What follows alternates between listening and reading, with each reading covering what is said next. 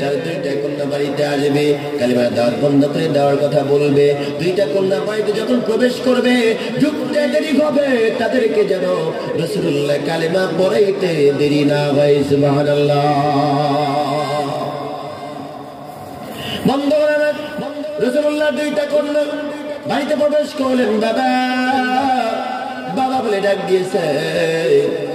দুইটা কন্যাকে বললেন, মা তোমরা জান্নাত চাও না জাহান্নাম চাও?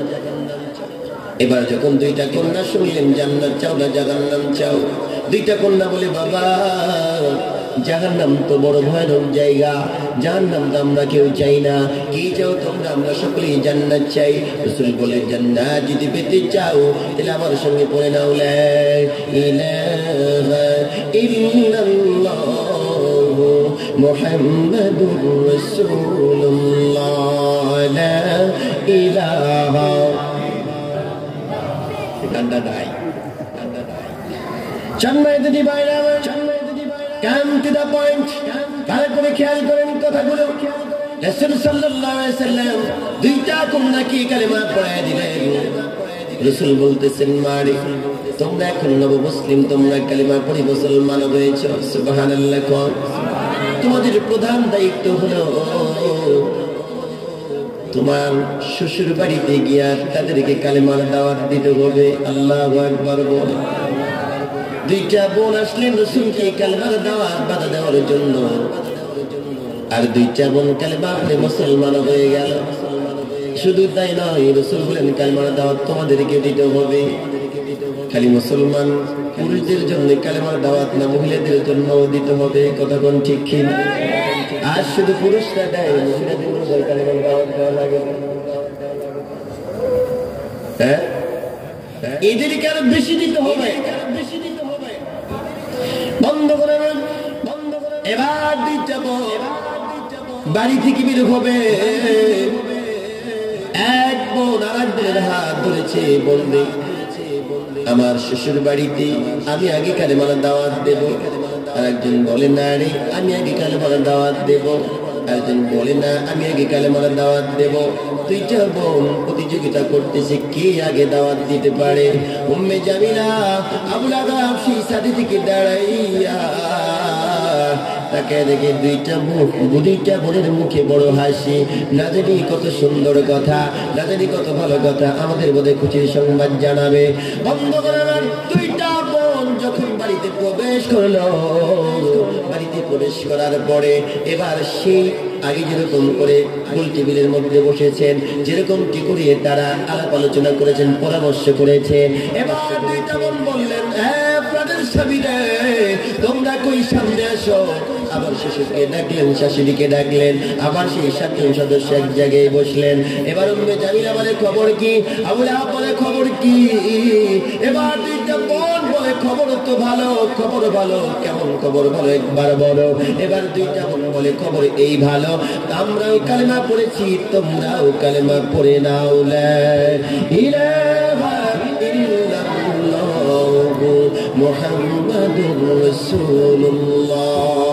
সকলে বলেন সাল্লাল্লাহু আলাইহি ওয়াসাল্লাম। দুইটা বোন কালেমার দাওয়াত দিলেন। কালেমার দাওয়াত দিতে দেরি, মারতে দেরি হয় নাই।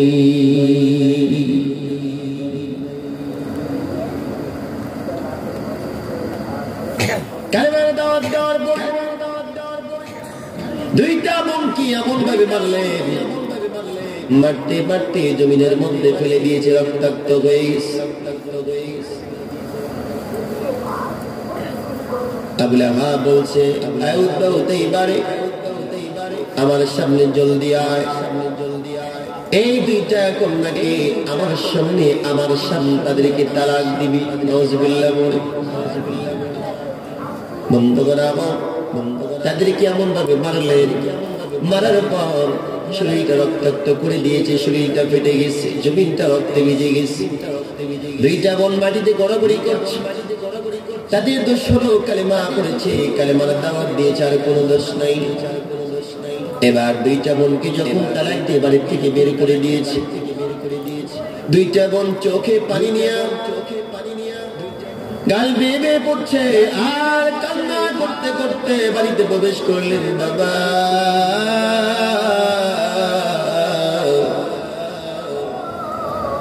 ওই বাড়ি থেকে আমাদেরকে জন্মের মতো বিদায় করে দিয়েছে।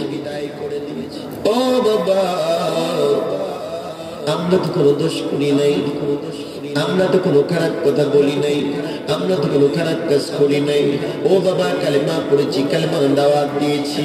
বন্ধু আজও বাংলার জন্য কিছু মানুষ কালেমার দাওয়াত দেয়, ভালো কথা বলে, খারাপ কথা বলে না, কিন্তু এই মুসলমান হই তাদেরকে মারতে মারতে জমিন থেকে বিদায় করে দেয়, আছে না নাই?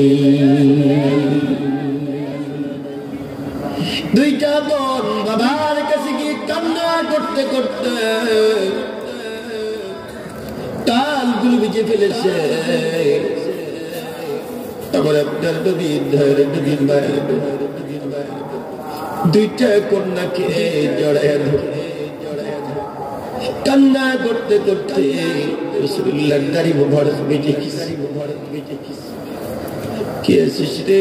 আবার এই কন্যা দুটোকে এরকম করে কেন পারে? আমার কন্যাদেরকে ভালো লাগে না, তাদের বাড়ি থেকে বের করে দিতে পারতে, কিন্তু কেন মারি? মারতে মারতে দুইটা কন্যার শরীরটা ফেটে ফেলেছে, রক্ত ঝরছে, এমন ভাবে তারা মেরেছে। বন্ধুরা, কালেমার দাওয়াত দিতে গিয়ে মানে খাওয়া লাগবে, কালেমার দাওয়াত বড় কষ্ট, কালেমার দাওয়াত তো সহজ জিনিস নয় রে বাবা। বন্ধুরা, রাসূল সাল্লাল্লাহু আলাইহি ওয়াসাল্লাম আল্লাহর দরবারে দুইটা কন্যাকে নিয়ে আল্লাহর দরবারে হাত তুলে যায়, আমার কন্যা দুটোকে যারা মেরেছে, আমার মা দুটোকে যারা মেরেছে, ওই সন্তানদেরকে বিবাহ করার আগে যেন বাগে তাদেরকে দূরের জমিন থেকে বিদায় করে দেয়। বন্ধ করে জামিলা সেই সাদের উপরে দাঁড়াইয়া যখন তারা তাকায় দেখে রে মুহাম্মদ আসমানের দিকে তাকায় দুইটা গান তুলে আল্লাহর দরবারে নালিশ জানিয়েছে। আবু লাহাব বলে, উতবা ও তাইবা রে, আমার সামনে জলদি করে আয়, তোরা কেউ বাইরে যাবি না, আমি যা বলবো তাই শুনবি, কারণ মুহাম্মদ আল্লাহর দরবারে দুইটা হাত তুলে দোয়া করেছে, আল্লাহর দরবারে নালিশ জানিয়েছে। আমার দীর্ঘ বিশ্বাস 100% সত্য কথা, মুহাম্মদ যা বলে তাই হয়, ও যে সত্য নবী, এর মধ্যে কোনো ভুল নাই, সন্দেহ নাই। সুবহানাল্লাহ। আজ বাংলার জমিনে কিছু মানুষ জানে আলেমরা সত্য কথা বলে, আলেমরা ভালো কথা বলে, আলেমরা মিথ্যা কথা বলে না, জানার পরেও মানে না, ঠিক কিনা? বন্ধুরা, কথাগুলো ভালো করে মিলে নেবেন। এবার রাসূল সাল্লাল্লাহু আলাইহি ওয়াসাল্লাম যখন এই কথা বললেন, আবু লাহাব বলছে, আমার ভাতিজা মুহাম্মদ সত্য নবী, কোনো রকম মিথ্যা নয়, আমি 100% গ্যারান্টি, আমার ভাতিজা মুহাম্মদ যা বলেছে সত্য হবে। বেটা রে, আমার কথা না শোনা পর্যন্ত বাইরে যাবি না, আমি যা বলবো তাই শুনবি, আমার সঙ্গে সঙ্গে থাকবি। মুহাম্মদ বলেছে, যদি করাইতে পারি রে, তোদেরকে বাগে মারতে পারবে না, কুকুরে মারতে পারবে না, আর যদি বিবাহ না করাইতে পারি তোদেরকে বাগে মারবে, কুকুরে মারবে। বন্ধ করে ভালো করে কথাগুলো খেয়াল করুন। রাসূল সাল্লাল্লাহু আলাইহি ওয়াসাল্লামের কথা শোনার পর আবু লাহাব মক্কা নগরীতে এলান জারি করে দিলেন, আমরা দুটো কন্যা সন্তান চাই, আমরা দুটো কন্যা সন্তান চাই, আমরা দুটো কন্যা সন্তান চাই, আমরা কোনো টাকা পয়সা চাই না, আমরা কোনো টাকা দেবো, টাকা পয়সা দেবো, ধন দৌলত দিয়া শুধুমাত্র দুইটা কন্যা সন্তান চাই। কারণ হলো আমার সন্তানকে বিবাহ করাতে হবে, দুইটা কন্যা সন্তান আমাদের দরকার। এলান জারি করে দেওয়া হলো। বন্ধুরে, এলান জারি করে দেওয়ার পরে মক্কা নগরীতে আবু লাহাব উম্মে জামিলা তার সন্তানদের সঙ্গে বিবাহ বসবে, এরকম কোন মেয়ে মক্কা নগরীতে একটাও পাওয়া যায় নাই।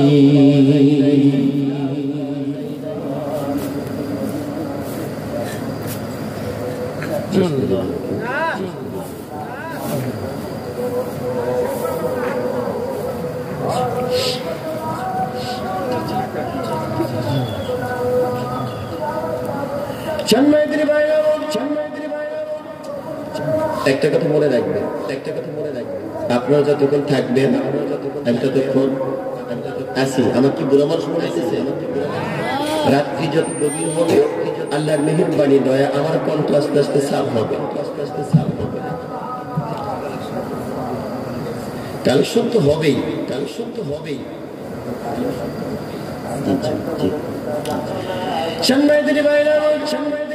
এবার এলাম জারি করে দেওয়ার পরে একটা কন্যা সন্তান পাওয়া গেল না। আপনাদের কাছে আমার প্রশ্ন বলে, জমিনের মধ্যে অর্থলোভী কিছু মেয়ে মানুষ আছে না নাই? জোরে কন্যা আছে না নাই? এই মেয়ে মানুষগুলো ভালো হয় না খারাপ হয়? কেমন খারাপ হয়? গজলে বলবো, সঙ্গীতে বলবো কেমন খারাপ হয়? যেই মেয়েটার রাস্তাঘাটে মাথায় কাপড় নাই, আসলে এরকম বুঝতে হবে সেই মেয়েটার লজ্জা শরম নাই। কথা বলছি, কিছু মেয়ে নিজের দেখো পার কেউ দেখা আছে না নাই?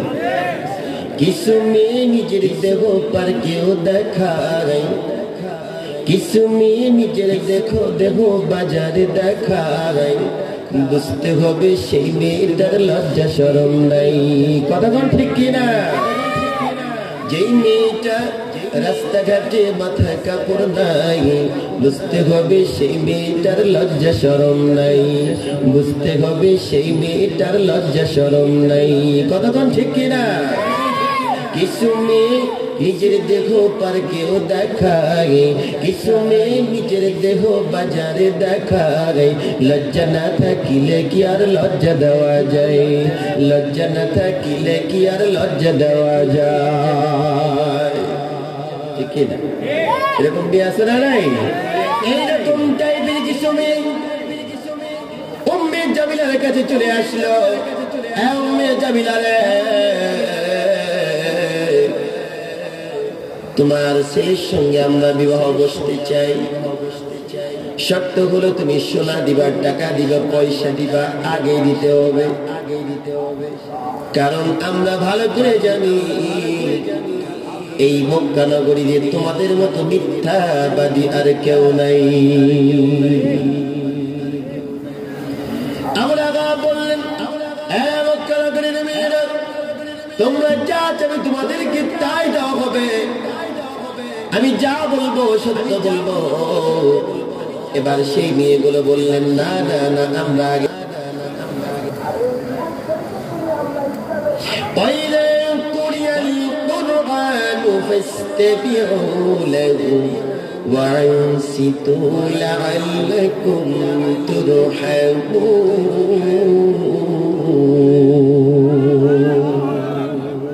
আল্লাহ বলতেছেন, বান্দারে আমার জমিনে যে জায়গায় কোরআনের আলোচনা হবে, আঞ্জাম দেওয়া হবে, ফাইদা কুরিয়াল কুরআন ফাসতামিউ লাহু, তোমরা চুপ করে বসে থাকো।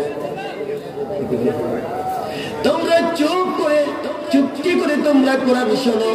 যদি শুনতে পারো লাআল্লাকুম তুরহামুন, আল্লাহ কয় আমি সেই জায়গায় রহমতের বাড়ি দ্বারা বর্ষণ করতে থাকি। সুবহানাল্লাহ। কোরআন শোনার সময় কি করতে হবে? চুপ করে বসে মন দিয়ে শুনতে হবে যে কি বলে। তারা যদি ওঠা বসা যদি করেন, আমার যে একটা লাইন আছে, আমি যে গোসা নিয়ে আসছি আলোচনা, এটা আস্তে করে বের হইবে। কারণ শয়তান আপনার দ্বারা আমাকে ধোঁকা দেবে, আপনার দ্বারা কি করবে? আমাকেও ধোঁকা দেবে। তা করলেন ভাই আপনারা, আমরা রহমত চাই কি চাই না? কারা কারা রহমত চাই? দুটো হাত তুলে দেখায় দিই। লিল্লাহি তাকবীর, নারায়ে তাকবীর। আল্লাহ সকলের হাতকে কবুল করে দিলে আমিন। হাত নামান। সম্মানিত ভাইরা, এবার সেই মেয়েরা বললেন, আমরা আগে স্বর্ণ চাই, আমরা আগে টাকা পয়সা চাই, তোমাদের কথা আমরা মানতে পারি না। উম্মে জামিলা বলে, তোমাদের মতো মেয়ে আমাদের দরকার নাই।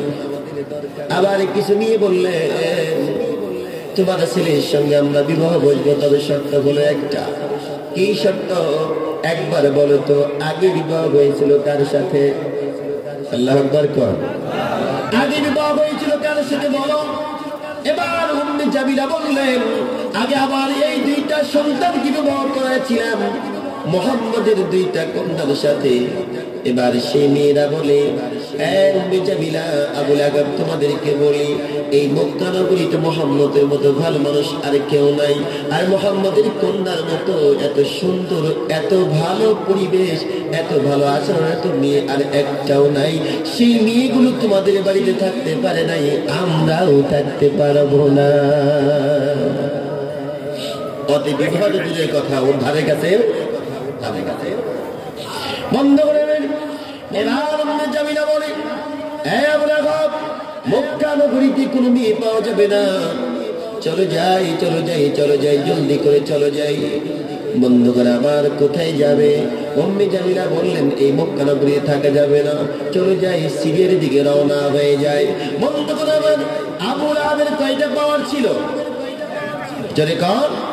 আবুল আহাবের 3টা পাওয়ার ছিল, বড় বড় দারুন নবুওয়াতের। তার মানে হলো সংসদের 3টা বড় বড় পাওয়ার। মক্কা নগরীর সংসদের নাম ছিল দারুন নবুওয়া। এই দারুন নবুওয়াতের 3টা বড় বড় পাওয়ার ছিল।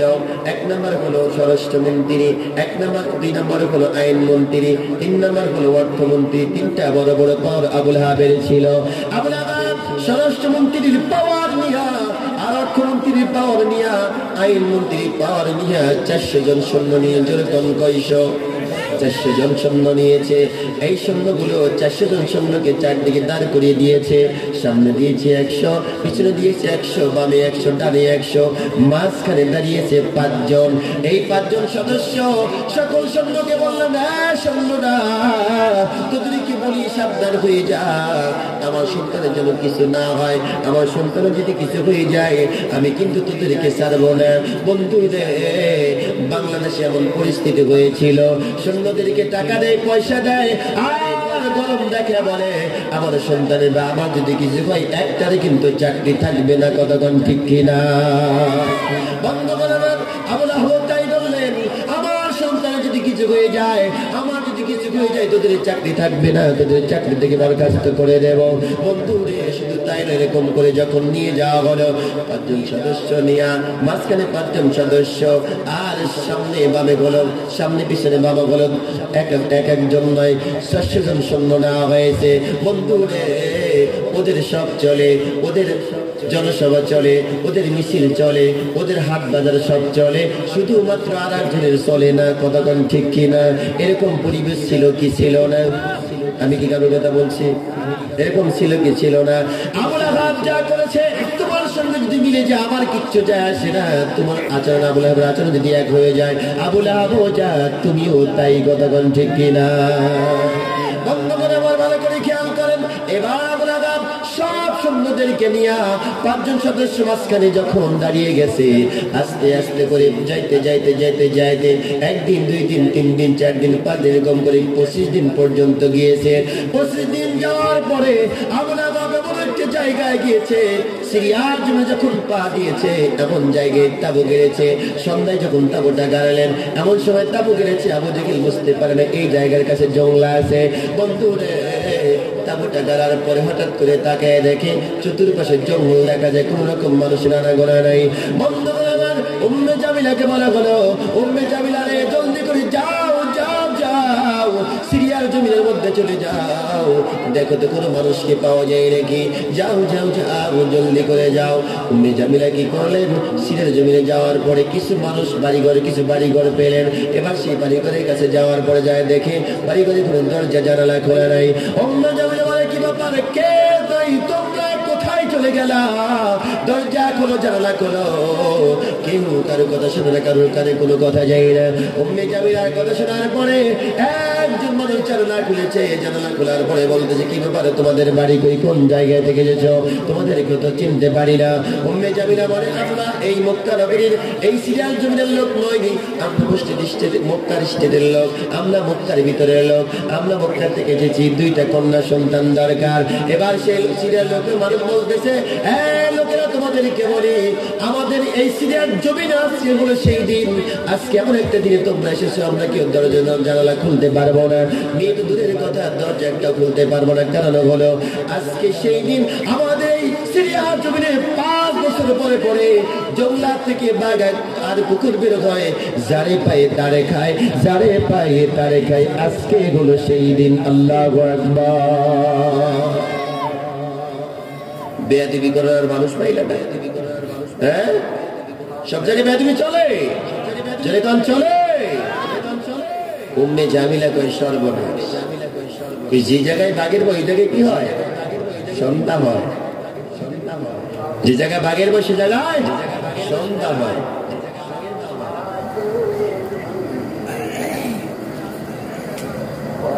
কাছে কাছে মাহফিল করলে খুব ঝামেলা,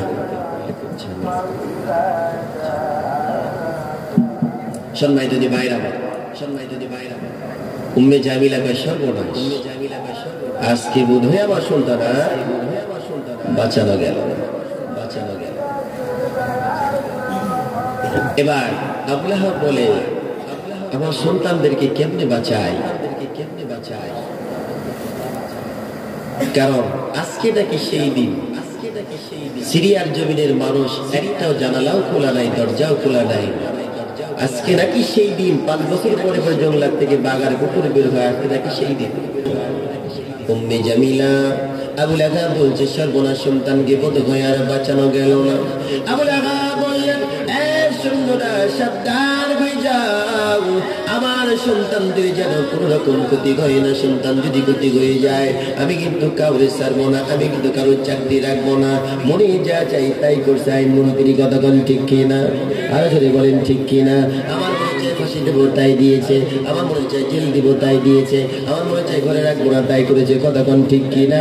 তোমরা যা করেছো তোমাদের জালেই তোমরাই ফেসে গেছো,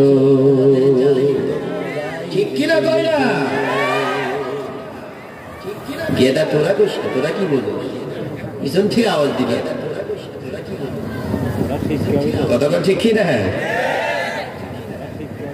মুফতি আবির সাহেব বলেছে যে আমরা জেলখানায় এসেছি, আমরা বড়ি গাছ লাগায় থুয়ে গেলাম, তোমাদের এইসব খাওয়া লাগবে। সুবহানাল্লাহ। দেখেন হুজুরের কথা কি হয়ে গেছে, ভুলে গেছে। আমি কিন্তু কমই অঙ্গনের ছাত্র, আমার লেবাস দেখে মনে হয় না জানি, আমি আমার পোশাক আমার মতো পড়তে আমি ভালো লাগে, আমি আমার পোশাক আমার মতো পড়তে কি আমার ভালো লাগে। কিন্তু আমি ডিগ্রি শেষ করেছি আলিয়া থেকে। সম্মানিত ভাইরা, এবার আর আবু লাহাব বললেন আমার সন্তানদের যদি কিছু হয় তোমাদের চাকরি কিন্তু থাকবে না। এলান জারি করে দেওয়া হলো। এবার রাত্র যখন গভীর হয়ে যায়, আস্তে আস্তে করে যখন রাত্র গভীর হয়ে গেল, গভীর রজনী যখন হয়েছে, ডান দিক থেকে কুকুর, বাম দিক থেকে বাঘ হুঙ্কার মেরেছে। আর একটা আওয়াজ আসলো, গায়েবী আওয়াজ, আজকে জঙ্গলা থেকে যে বাঘ বের হবে, কুকুর বের হবে, দুনিয়ার কোনো অস্ত্র তাদেরকে মারতে পারবে না। সুবহানাল্লাহ।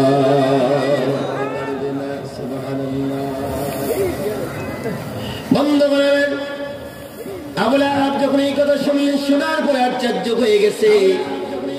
সকল সৈন্য সব শুনেছে আমাদের কাছে যে অস্ত্র আছে, অস্ত্র দিয়া বাঘ আর কুকুরকে মারা যাবে না, এমন কেমন অস্ত্র, কেমন বাঘ আর কেমন কুকুর কেমনে মারবো, কোনো তো উপায় নাই। সব সৈন্যরা থমকে দাঁড়িয়ে আছে। আর শব্দ আসলো, আজকে এই জমিনের মধ্যে যে দাঁড়ায় থাকবে তারে বাঘ আর কুকুর মারবে, শুয়ে যে পড়বে তারে বাঘ আর কুকুর মারবে না। আল্লাহু আকবার বলেন। বন্ধ করেন। রাত্র যখন গেছে। জঙ্গলা থেকে বাঘ যখন হুঙ্কার মেরেছে, কুকুর যখন হুঙ্কার মেরেছে, মারার সঙ্গে সঙ্গে ওই জায়গার মধ্যে আবু লাহাব বলে, সাবধান, কেউ শুবি না, সব দাঁড়ায় থাকবে। এবার আবু লাহাবের কথা শুনে সৈন্যরা বলে, আগে নিজের প্রাণ বাঁচাই, তারপরে আপনার প্রাণ বাঁচাবো। না না না, আপনার কথা শোনার টাইম নাই। এমন একটা সময় আসলো, আসার সঙ্গে সঙ্গে সেই বাঘ আর কুকুরের হুঙ্কার শোনার সঙ্গে সঙ্গে সব সৈন্যগুলো জমির মধ্যে শুয়ে পড়েছে। বন্ধু রে, একবার মিলায় দেখেন, ওই সৈন্য ওই সময় এখনো আছে। সৈন্য কিন্তু ঠিকই আছে, কিন্তু সব সৈন্য ঘুরে আর একদিকে দাঁড়ায় গেছে। ঠিক খিদা বন্ধ করাবেন, ঠিক খিদা। এবার আবু লাহাবের কথা কেউ শুনল না। আরে তোমরা যাদেরকে বললা, তোমরা যাদেরকে টাকা পয়সা দিলা, পেনশন বাড়ায় দিলা, তারাই তোমাদের কথা শুনে না। তোমাদেরকে দুনিয়ার জমিন থেকে শুধু নয়, এই বাংলাদেশ থেকে আসারা মেরে বিদায় করেছে। কতক্ষণ ঠিক কিনা? বন্ধ করে আমার, আমি কাউকে কোন রকম খোঁচা মেরে কথা বলতে চাই না। আমি তাফসীরের মধ্যে যা পাইতেছি মিলাই গেলে আমার কি, আমি তাফসীরের মধ্যে যা পাইতেছি, ঠিক আছে, যদি মিলে যায় আমার কি? তোমার আচরণের সঙ্গে যদি এর আচরণ মিলে, আমার কিছু করার আছে? বন্ধ করবেন। এবার আপনার সব সৈন্য যখন সে পড়েছে, এই 5 জন সদস্য মাঝখানে দাঁড়ায় আছে। এবার চিন্তা করে দেখলো, সর্বনাশ, সবাই যখন শুয়ে পড়েছে, আমাদের শোয়া ছাড়া উপায় নেই। আবু লাহাব শুয়ে পড়েছে, উতাইবা উতবা শুয়ে পড়েছে, উম্মে জামিলাও শুয়ে পড়েছে। এবার বন্ধ করা আবার, আর কি করবে, কোন রকম উপায় নাই। দক্ষিণ থেকে যখন বাঘ বের হয়েছে, বাঘ বলে, কি ব্যাপার, কোনটা খুঁজে তো পাচ্ছি না, কোনটা যে হবে আল্লাহ ভালো জানে। কুকুর তাকে থেকে সব তো শুয়েছে, কোনটা খুঁজে পাবো আল্লাহ ভালো জানে। বন্ধ করেন। বাঘ আর কুকুর অভ্যাস হলো, দুনিয়ার জমিনে যে জায়গায় পচা মরা গলা থাকবে, তাদেরকে বের করার জন্য আল্লাহ পাক রব্বুল আলামিন শুধু একটা ডায়াগনস্টিক সেন্টার দিয়েছে। সুবহানাল্লাহ, আর যদি সুবহানাল্লাহ। এবারে বাঘ আর কুকুর, বাঘ শুরু করেছে দক্ষিণ থেকে, কুকুর শুরু করেছে উত্তর থেকে।